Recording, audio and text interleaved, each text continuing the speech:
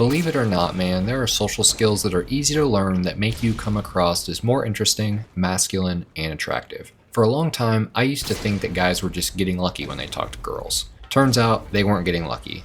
They had worked on their social skills that made them more attractive to women and also everyone else around them.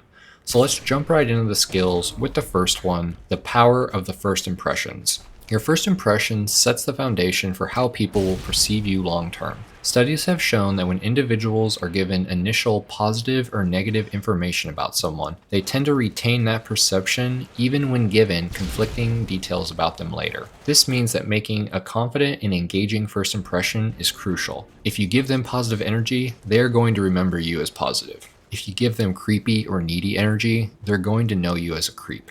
To ensure a strong first impression, be sure to maintain strong but natural eye contact. This is going to assert some dominance, as well as let them know you aren't scared of jack shit. The longer you hold it, the more they are going to obviously recognize it and remember it, and that's a good thing. Then offer them a firm handshake or warm greeting. I've talked about it in a previous video, but don't squeeze their hand. Just keep your hand strong and firm and slightly cup your hand 2 centimeters, and that will do for a firm handshake that they will remember and respect. Speak clearly and confidently, even if you feel nervous inside.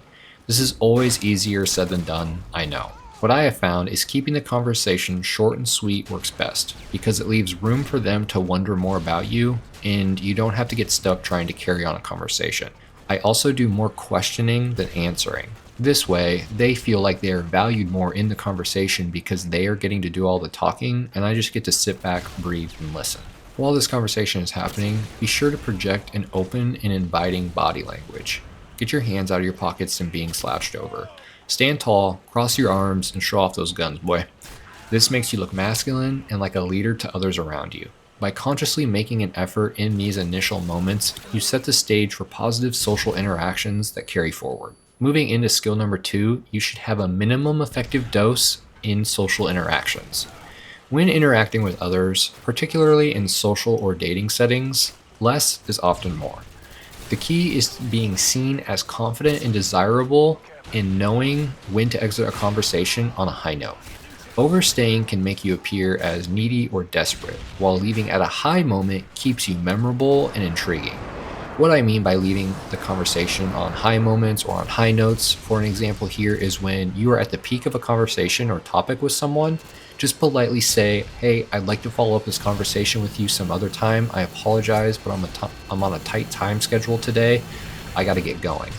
This is not going to kill the mood for her when you are leaving off on a good conversation that she is going to want to have more of in the future, and this is also going to make her wonder what else you're doing or going to do to leave the conversation. She'll think things like, oh, he must be pretty important, and ending an interaction while the energy is still high leaves a lasting positive impression. This communicates that you are socially aware and have an engaging and busy lifestyle. A few more key signs that it's time to wrap up an interaction because they are not interested in the conversation is if the person starts shifting their body away from you, or they glance at their phone or look around more frequently, and they mention that they have upcoming obligations and things that they need to get to next. When you see or hear these things going on with the other person, they are not valuing your time and space unless, they really have something to go do. So, it's time to move on. Don't value them anymore if they're not giving you your full attention because they have just disrespected you, and it's time to move on. Up next, I got skill number 3 of storytelling, and this should be your secret weapon. People connect and relate with stories, and a great storyteller naturally captivates an audience. If you want to stand out in social situations, mastering the art of storytelling is essential. Here are 3 simple principles to make your stories more engaging. Make sure to avoid unnecessary tangents. Stay focused on what's most exciting and relevant in the certain parts of the story. Focus on the emotions and sensations. Instead of just stating the facts and describing how you felt in the moment, be sure to create a vivid experience for your listener. When you're explaining those feelings that you felt in the story, make sure to look at the other person in the eye when you describe these things. It's going to get them more emotionally invested into the story with you.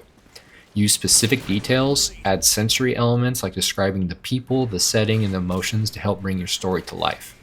By incorporating these storytelling techniques, you will not only be able to become more engaging, but you'll also build stronger connections with others.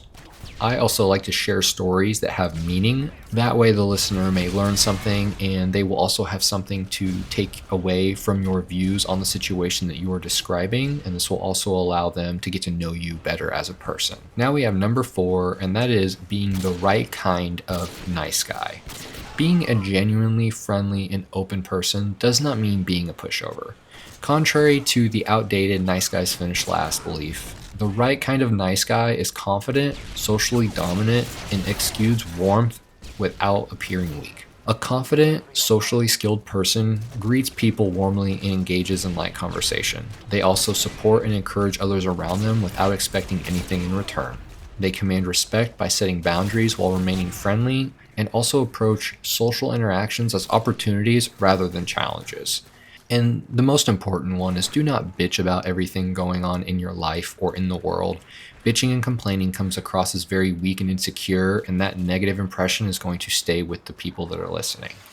When you carry yourself with this mindset, people naturally gravitate towards you and social anxiety fades away. Our final action to do is to take an active role in social situations.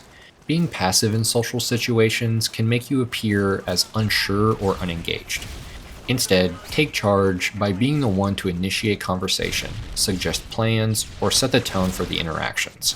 Whether it's in a professional setting, social gatherings, or date scenarios, those people who take action are perceived as more natural leaders.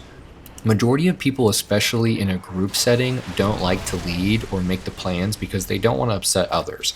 By being the dominant one in the conversations and politely leading, this is going to come across as confident and attractive. To take an active role, be the one to introduce yourself first in group settings. If you notice an awkward silence, steer the conversation in a new direction. Don't wait for opportunities, create them. Invite others to events, start discussions, and take initiative. By embracing an active role, you establish yourself as someone who is confident and both capable, both in social and professional settings. Improving your social skills isn't about pretending to be someone else. It's about unlocking your natural confidence and maximizing your potential. By mastering first impressions, understanding the minimum effective dose, refining storytelling, and being the right kind of nice guy, and also taking an active role, you'll become more and more socially dominant, approach every social interaction as an opportunity, and over time, these behaviors will become second nature. Confidence isn't something anyone's born with. It's something that you build. Start today and watch your social life transform.